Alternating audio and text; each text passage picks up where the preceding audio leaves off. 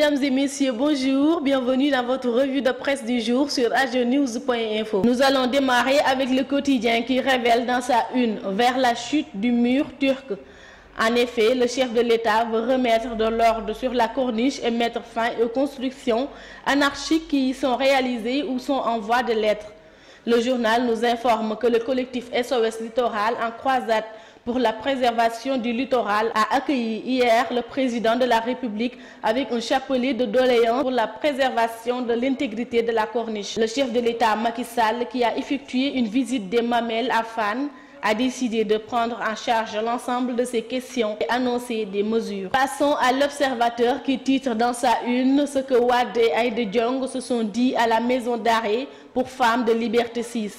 Lors de sa visite vendredi dernier à Aïda Diong, en détention à la maison d'arrêt de Liberté 6, Maître Abdoulaye Wade a rassuré la dame d'affaires et sa détermination à la sortir de prison. Nous ne ménagerons aucun effort pour parvenir à un dénouement heureux de votre affaire, déclare Maître Wade dans l'Observateur. À la une de la Cheikh Amar, médiateur de l'ombre. L'ancien président de la République, Maître Wade, et le chef de l'État, Macky Sall, pourraient renouer le fil du dialogue. L'AS informe que la médiation initiée par le président directeur général de TSE, Cheikh Amar, est en train de porter ses fruits. L'homme d'affaires qui entretient de bonnes relations avec Maître Wade a passé plusieurs jours à manœuvrer pour tenter de renouer le fil du dialogue entre les deux parties en conflit. Selon le journal, même s'il n'y a pas de contact direct, leurs émissaires sont taillés bavettes. À quand la fin des passes d'armes des télévisions sénégalaises? Le quotidien nous informe dans sa une que les télévisions au Sénégal excellent dans une guerre à visage découvert pour la retransmission d'importants événements. La RTS, la 2STV, la Sen TV, Walf TV, entre autres, sont toutes au banc des accusés.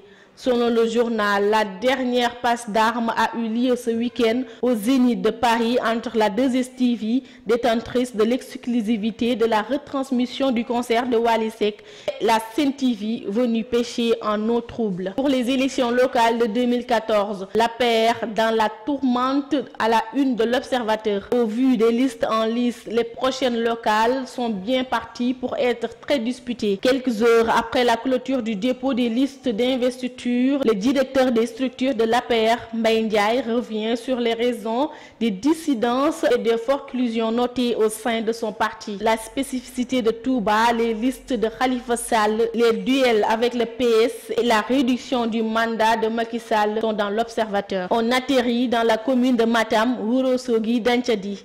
L'AS nous informe que presque toute la région de Matam est plongée dans une chaleur infernale en cette période. La température a atteint son plus haut degré. Les populations vivent des journées cauchemardesques. Le journal nous informe qu'à l'hôpital régional de Ourossogui, 24 décès sont notés en 2 mois. Terminons avec le sport. Le face-à-face tant attendu entre Balla Gaye 2 et Bombardier n'a pas eu lieu samedi au Zénith. Si Aziz Ndiaye a parlé d'empêchement de dernière minute, le staff de Mbour soutient le contraire. Pour Pape Dia, frère de Bombardier, le promoteur n'a pas respecté ses engagements et son frère est finalement resté à la maison. C'était tout pour votre revue de presse du jour. Bonne lecture et à très bientôt.